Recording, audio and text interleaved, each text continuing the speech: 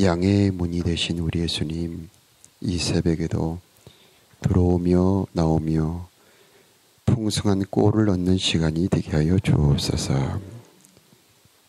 달고 시원한 생명수 샘터로 인도하여 주셔서 우리의 영혼이 우리 주 예수 그리스도로 만족한 이 시간이 되게 하여 주옵소서. 말씀을 듣는 귀를 열어주시어서 주님 말씀이 우리의 심령 가운데 잘 박힌 못처럼 되게 하여 주옵소서. 예수님의 이름으로 기도합니다. 아멘. 오늘은 예레미야 34장 말씀, 35장 말씀입니다. 34장 1절부터 7절까지는 유다의 마지막 왕 시드기야 왕에 대한 예언이 나오고 있습니다. 시드기야 왕에게 예레미야를 통해서 예언하시기를 바벨론 왕의 손을 절대로 벗어나지 못하고 반드시 사로잡힐 것이다. 그러나 너는 편안하게 죽을 것이며 너의 죽음을 슬퍼해 줄 사람들이 있을 것이다 라고 예언을 합니다. 하나님은 진노 중이라도 긍휼을 잃지 않는 하나님이시다 라고 하는 것을 알 수가 있고, 우리가 하나님의 진노와 징계를 받을 때 어떻게 해야 하느냐? 매를 순히 받아라. 우리 학교 다닐 때나 군대 가보면은 매를 잘 못 맞는 사람들이 있어요. 그래서 손바닥을 맞을 때에 탁 대고 힘을 탁 주면, 그리고 매가 내려올 때 살짝씩 내리면은 매가 덜 아픕니다. 근데 힘을 안 주고 이렇게 막 뒤틀다가 손가락을 맞으면 손가락이 부러지기도 하고 그럽니다. 하나님이 매를 때릴 때에 어떻게 해야 되느냐? 매를 순히 받아야 된다는 겁니다. 그러면 하나님께서 매를 때리는 목적이 우리의 죄를 벗겨내는 거지 우리를 괴롭히거나 멸망시키는 것이 아니기 때문에 반드시 그 고난 중에 은혜를 예비해 놓으셨다는 겁니다. 어떤 은혜가 있냐? 교만할 모든 재료를 다 없애기 때문에 겸손해지게 되고, 그때 기도할 마음을 주셔요. 그리고 말씀을 즐겁게 만드십니다. 그리고 은혜 받을 수 있는 통로를 반드시 열어주시게 되어 있어요. 그런데 이 오늘 1절부터 7절까지의 이 시드기야 왕에 관한 예언은 이루어지지 않습니다. 이 예레미야 후반부에 보면은 시드기야는 정말 비참한 죽음을 당하는데 자기 눈앞에서 자기의 자식들이 죽임을 당하는 장면을 직접 목격을 합니다. 그리고 그 목격한 그 눈을 뺍니다. 너무나 끔찍하죠. 그리고 끌려가는 이런 비참한 결과를 얻게 된 이유는 왜 그러냐면, 예레미야 선지자를 통해서 계속 하나님이 권면을 합니다. 너는 바벨론에게 대항하지 말고 항복하라. 이건 뭐냐면, 하나님께서 혹시 우리들에게 고난의 매를 때리거나 징계를 하실 때에 결코 그것을 대항하지 말라는 겁니다. 그리고 하나님이 우리를 빚어갈 때에 그 빚어지는 손길에 자기를 맡겨서 순복하라는 겁니다. 그러면 하나님께서 극히 좋은 무화과를 만들어 주실 것이라는 건데, 그걸 거역했을 때는 시드기야 같은 운명이 기다리고 있다는 겁니다. 우리는 혹시 하나님이 우리를 징계하실 때에 그때에 내가 어떤 부분에 돌이켜야 되는지를 돌이켜보면서 하나님 어떻게 해야 됩니까? 하고 기도하는 우리가 되어야겠다는 겁니다. 자, 8절부터 34장 마지막 절까지 22절까지의 내용은 예레미야를 통해서 시드기야 왕과 예루살렘에 있는 고관들한테 하나님이 책망의 말씀을 하시는데, 남녀 노비들에게 자유를 선포하여 놓아주었습니다. 그런데 마음이 변해서 11절에 보면 뜻이 변하여 자유를 주었던 노비를 끌어다가 다시 복종시켜 노비로 삼았던 일을 책망을 하십니다. 이것은 출애굽기 20장 10계명 바로 다음에 하나님의 맨 먼저 언급한 내용, 종에 관한 규례를 지키지 않았던 것을 하나님이 책망을 하고 있습니다. 선조들과 언약을 맺을 때에 너희들이 종을 혹시 삼게 되었거든랑 6년 동안은 그 종을 부리지만 7년째에는 반드시 그 종에게 자유를 주어서 보내되 그냥 빈손으로 보내지 말고 그동안 고생했던 것을 생각해서 후히 주어서 한몫 주어서 보내도록 하여라. 그러면 내가 너희들에게 복을 주겠다. 이렇게 하나님께서 언약의 명령을 주셨습니다. 그런데 그 언약의 명령을 지키지 않았다는 겁니다. 그런데 그렇게 말을 잘 듣지 않던 시드기야 왕이 웬일로 노비들에게 자유를 선포합니다. 그것은 상황을 봤을 때에 바벨론이 침공이 왔을 때에 그들이 그 어려운 위험 속에서 어떻게 할까 하고 찾은 것이 노비들에게 자유를 주는 것이었습니다. 그런데 남쪽 애굽에서 애굽의 군대가 올라옵니다. 유다를 도우려고. 그러니까 바벨론의 군대가 일시적으로 후퇴를 합니다. 그러니까 시드기야 왕과 그 고관들이 마음이 변합니다. 방금 전까지는 노비들에게 자유를 주었는데 위험이 사라지자 풀어줬던 노비들을 다시 끌어다가 다시 노비로 삼았습니다. 여기서 뜻이 변했다라는 부분에서 보면 사람은 언제 하나님을 향하여 마음을 가졌다가 뜻이 변하는가. 성경에 보면은 여러 가지 경우가 나오는데 첫째는 잘되고 번성할 때 교만해서 뜻이 변합니다. 대표적인 사람은 우시아가 있는데 우시아는 강성하니까 교만해졌더라. 이 아하스 같은 사람은 권고할 때 오히려 더욱 범죄했다. 또 보통 평민들 같은 경우는 누가 가르쳐주지 않았기 때문에 모르는 경우가 있습니다. 보통 교만해진 이유, 뜻이 표현하는 이유는 하나님을 향한 선한 뜻을 가졌다 표현한 이유는 부요해지기 때문에 어려움이 사라지기 때문에 뜻이 변하는 경우가 많이 있습니다. 우리도 그런 경우가 있죠. 정말 힘들고 어려운 일이 있을 때 하나님 내가 이렇게 하겠습니다 하고 서원을 올렸다가 그 위험이 사라지면 언제 그랬냐는 듯이 그 서원이나 뜻을 변해버리는 경우가 있습니다. 그런데 하나님께서는 그 서원을 결코 잊지 않고 있는 거죠. 자, 그 뒤에 보면은 그 일에 대해서 책망을 하시는데 17절로 넘어와서 17절에 보면 너희가 나에게 순종하지 아니하고 각기 형제와 이웃에게 자유를 선포한 것을 실행하지 아니하였은즉 내가 너희를 대적하여 칼과 전염병과 기근에게 자유를 주리라. 이런 말씀, 약간 어려운 말씀이 나오는데 칼과 전염병과 기근에게 자유를 준다. 이런 말씀은 칼과 전염병과 기근으로 하여금 우리에게 벌을 주시겠다. 그런 말씀과 같습니다. 우리가 하나님의 말씀에 멍에를 메고 그 말씀에 순종을 하면 하나님께서 칼과 기근과 전염병을 묶어서 그들이 우리를 괴롭히지 못하게 합니다. 그런데 반대로 우리가 하나님의 계명에서 자유해서 하나님의 계명을 안 지키면 하나님께서 칼과 기근과 전염병에게 자유를 줘요. 풀어줘요. 그래서 칼과 기근과 전염병이 우리를 괴롭히게 한다는 겁니다. 이게 하나님의 법칙이에요. 그래서 예수님께서 말씀하시기를 나의 멍에를 메고 내게 배워라. 그러면 너희 마음이 쉼을 얻을 것이다.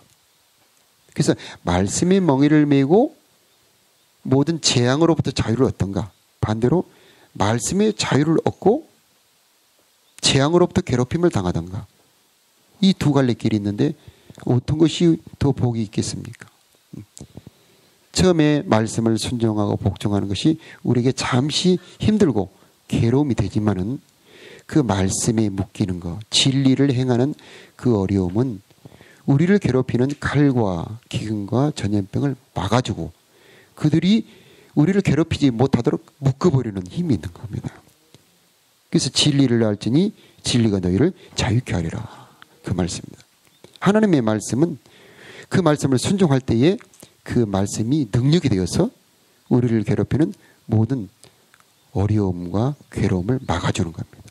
그 뒤에 보면 바벨론이 나옵니다. 하나님께서 뭐라고 그러냐면 18, 19절에 보면은 쪼갠 송아지 두 사이로 지나면서 맹세했던 유다의 고관들, 예루살렘의 고관들, 내시들과 제사장들과 이 땅의 모든 백성을 20절에 보면 원수의 손과 그들의 생명을 찾는 자들의 손에 넘기리니 하면서 그 뒤에 참 비참한 얘기가 나오는데, 바벨론을 다시 오게 해서 그 바벨론이 예루살렘을 쳐서 멸망시키게 하겠다, 이렇게 말씀을 하십니다.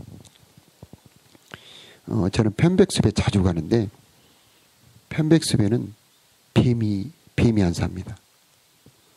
편백은 나무가 빽빽하게 자라는데 위로부터 내려오는 빛이 나무 밑으로 내려오지를 못해요. 그래서 대낮에 가도 이 나무 밑에가 컴컴합니다. 가보신 분들은 알 겁니다. 그래서 그 밑에는 풀이 자랄 수가 없어요. 이 풀이 자라지 않기 때문에 풀을 먹고 사는 벌레도 살지 않고, 벌레를 잡아먹는 개구리가 살지 않고, 개구리가 살지 않기 때문에 그 개구리를 잡아먹는 뱀이 없습니다. 왜 바벨론이라고 하는 대적 원수가 오느냐? 그것은 그 언젠가 주셨던 하나님의 은혜를 놓쳐버린 겁니다. 그 언젠가 내가 했던 불순종이 결국은 대적의 모습으로 나타나는 겁니다. 나무가 빽빽하게 둘러쳐서 모여서 위로 내려오는 빛을 다 흡수해서 양분으로 삼아버리면 나무 자체도 좋은데, 그 나무의 빛으로 인해서 그 밑에 벌레가 자라지 않기 때문에 뱀을 막을 수 있는 것처럼, 내가 하나님의 주신 은혜를 놓치지 않고 다 내가 순종하고 다 그것을 내가 행해버리면 내 자신도 복이 되지만 결국 그것은 나에게 오는 재앙을 막는다는 겁니다. 우리의 대적, 우리를 괴롭히는 원수 마귀는 왜 힘을 쓰느냐? 결국 내가 그 언젠가 불순종했던 그것을 먹고 와서 힘을 쓰는 겁니다. 내가 음식물을 먹지 않고 밖에다 묻지 않고 내버리면 결국 쥐가 먹고 그 쥐가 힘을 내서 나를 괴롭히는 겁니다. 내가 순종하지 않았던 그 무언가가, 내가 간직하지 않았던 그 무언가, 은혜가 결국은 나를 괴롭히는 대적이 되어 돌아온다는 겁니다. 자, 노비들을 풀어주어라. 7년째가 되면 풀어주어라는 하나님의 계명을 순종하지 않았기 때문에 하나님께서 바벨론을 보내겠다는 겁니다. 그것은, 자, 우리가 주기도문 할 때 그러죠. 우리가 용서받은 것처럼 우리들의 형제들을 용서하게 해달라고 기도하죠. 우리가 사함받은 것처럼 우리 죄를 용서해달라고 기도하잖아요. 우리가 하나님한테 받은 이 속량의 은혜, 대속의 은혜는 인간의 돈으로는 계산할 수가 없다는 겁니다. 성경에 보니까. 그 어떤 사람이 어떤 금과 은으로 우리가 속량받은 은혜에 그것을 계산할 수 있겠습니까? 그래서 신약에 보면 그것을 1만 달란트 탕감받았다, 그렇게 표현을 합니다. 그런데 그 사람이 임금한테 탕감받고 나가다가 자기한테 100데나리온 빚진 사람, 자기 친구를 만나서, 야, 너 100데나리온 갚아라. 미안하다, 내가 좀만 시간을 주면 갚을게 하니까 당장 갚아라. 못 갚겠다면 내가 너를 감옥에 넣겠다고 감옥에 넣었다는 겁니다. 그런데 그것을 보고 임금이 신하들이 가서 임금한테 말합니다. 방금 1만 달란트 탕감받은 사람이 여차 하더이다. 그러니까 왕이 잡아라. 그러면서 내가 너를 불쌍히 여김과 같이 너도 네 친구에게 네 친구를 불쌍히 여김이 마땅치 아니하냐 하고 너도 네 빚 다 갚을 때까지 감옥에 너도 갇혀라. 그렇게 했다는 겁니다. 이것은 구원의 은혜를 받은 우리가 때로는 구원의 은총을 다 누리지 못하는 경우도 있다는 겁니다. 그게 왜 그럴까요? 우리 예수님께서는 십자가에서 우리의 모든 죄와 저주를 다 탕감하시고 속량하셨는데 그것이 우리에게 실제로 효력으로 다가오지 못하는 경우는 내가 용서받은 것처럼, 내가 탕감받은 것처럼, 내가 긍휼을 받은 것처럼 내 형제들에게 하지 못했다는 겁니다.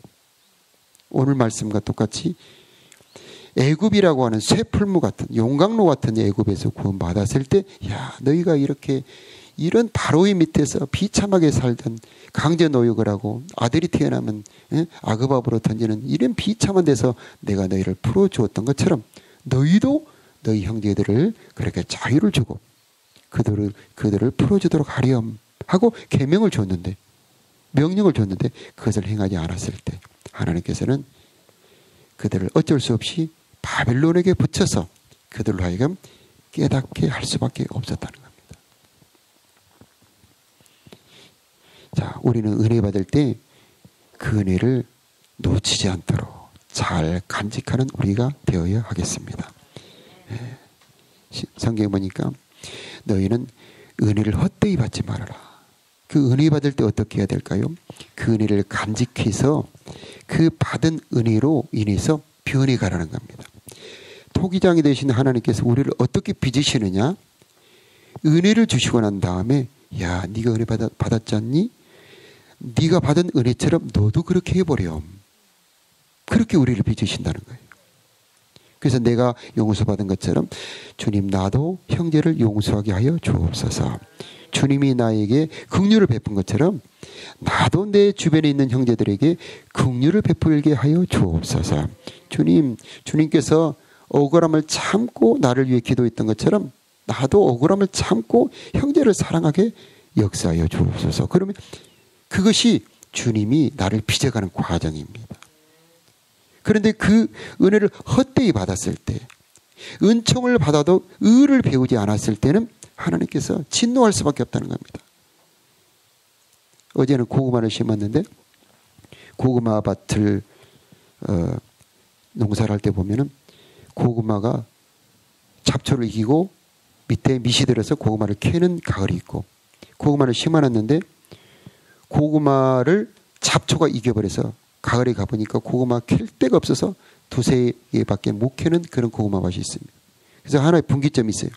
잡초가 고구마를 덮으려고 할 때 농부는 가서 반드시 잡초를 매줘야 돼요.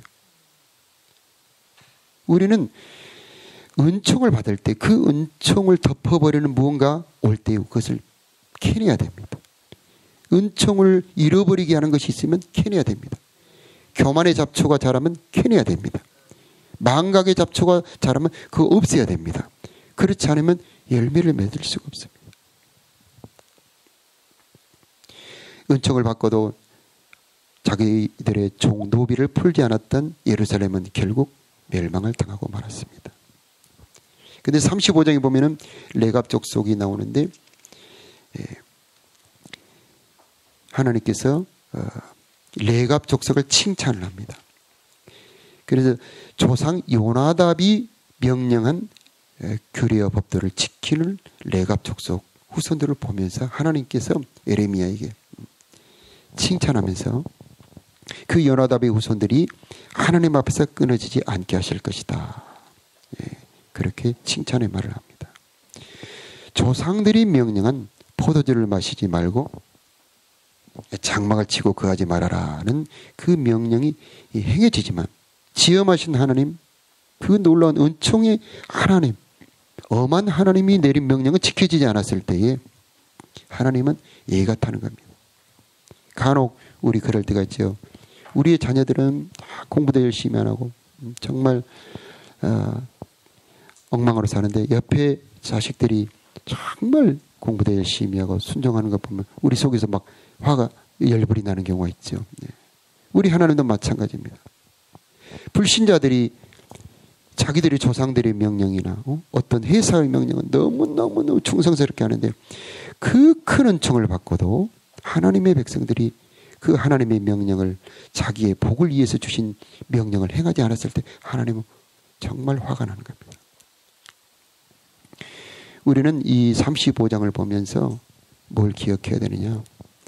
하나님은 우리가 주님의 일에 충성하지 않았을 때는 대타를 준비하고 있다는 겁니다.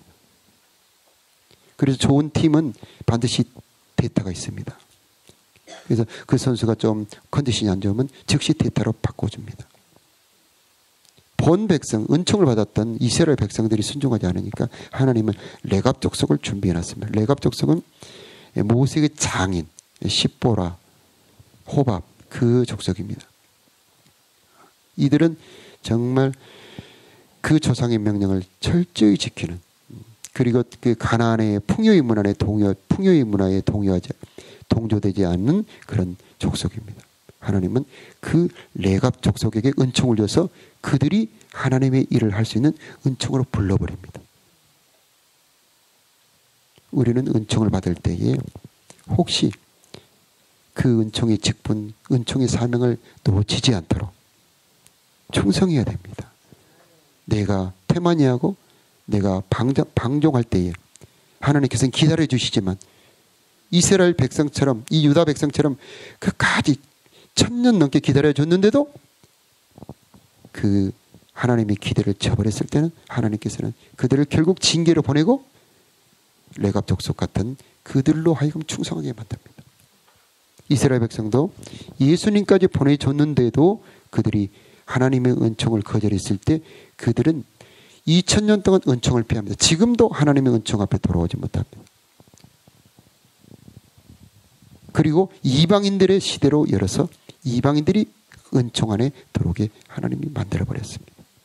우리도 마찬가지죠. 우리가 은혜의 기회가 있을 때 그 기회 놓치지 말아야 할 것입니다. 다 같이 기도하겠습니다.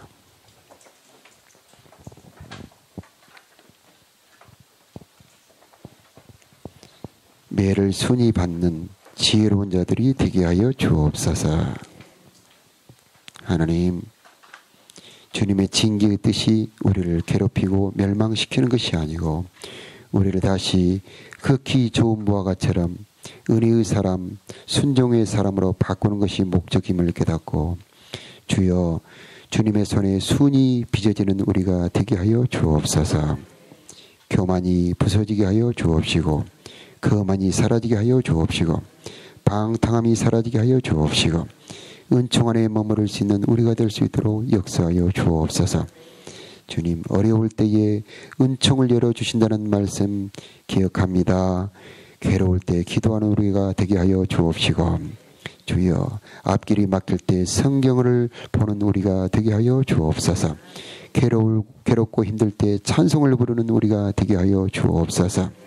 하나님 아버지, 형제에게 자유를 주라는 하나님 말씀을 기억하게 하여 주옵시고 우리가 받은 긍휼대로 형제들에게 긍휼을 베푸는 우리가 되도록 우리의 삶을 바꾸어 주옵소서. 내가 받은 사랑 잊어버리지 말게 하여 주옵시고 예수님께 받은 그 은혜를 나도 형제들에게 베풀 수 있는 은혜의 사람, 하나님의 자녀들이 되게 하여 주옵소서. 하나님 도움을 구합니다. 우리는 미련하니 하나님의 지혜를 부어 주옵소서. 우리는 연약합니다. 주님의 강함으로 우리를 보호하여 주옵소서. 하나님의 부유하시고 강건하심으로 우리를 붙들어 주옵소서. 하나님, 우리 교회 기도하고 있습니다. 코로나의 극복과 영육간의 강건을 위해 기도합니다. 하나님, 우리 교회를 보호하여 주옵시고 이 나라의 민족 불쌍히 여겨 주옵시고 무언가 순종하지 못했고 무언가 하나님 은총을 저버렸던 것 아버지 발견하고 깨닫고 회개하는 우리가 되게 하여 주옵시고 예배 회복과 제자반 리더와 교사들에게 성령이 부어지기를 원합니다. 충성된 마음을 부어주기를 원합니다. 미랄둘의 행정법원 재판장 되어 주옵시고 동서작 재개발로 인하여 하나님의 거룩한 이 성전의 터가 조금도 손상되지 않도록 주여 특별히 보호하여 주옵시고, 아버지 하나님 전도팀을 비롯한 여러 봉사팀, 사역팀들에게 건강을 주시며 여호와의 일을 하는 기쁨과 능력을 허락하여 주옵소서. 하나님 아버지, 오늘 말씀을 기억하면서, 예레미야의 말씀을 기억하면서 하나님의 말씀이 우리들의 심령을 다듬어 아버지 주님 앞에 온전한 사람들로 변화되도록 역사하여 주옵소서. 오늘도 생명의 빛을 비춰주셔서 우리에게 바른 길로 갈 수 있도록 인도하여 주옵소서. 긍휼의 빛을 비춰 주시옵시고, 지혜의 빛을 비춰 주시옵시고, 권능의 빛을 비춰 주옵시고, 깨달음의 빛을 비춰 주옵시고, 하나님 그 빛을 따라가는 우리가 되게 하여 주옵소서. 우리 가운데 좌정하여 주옵소서. 오늘도 나의 주가 되어 주옵소서. 오늘도 우리들의 심령 가운데 순종하는 은혜를 허락하여 주옵소서. 말씀 안에 감추어진 온갖 보화를 받아 누리는 우리가 되게 하여 주옵소서. 예수의 피를 힘입어 은혜의 보좌 앞에까지 나아갈 때에 각 사람에게 크신 은총을 베풀어 주시어서 기도가 응답되게 하여 주옵시고, 주님과 교제하는 큰 행복을 누리게 하여 주옵소서. 여러 가지 제목으로 이 드리는 예물 기뻐 받아 주옵시며 선한 손길로 갚아 주옵소서. 우리 구주 예수님의 이름으로 기도하옵나이다. 아멘.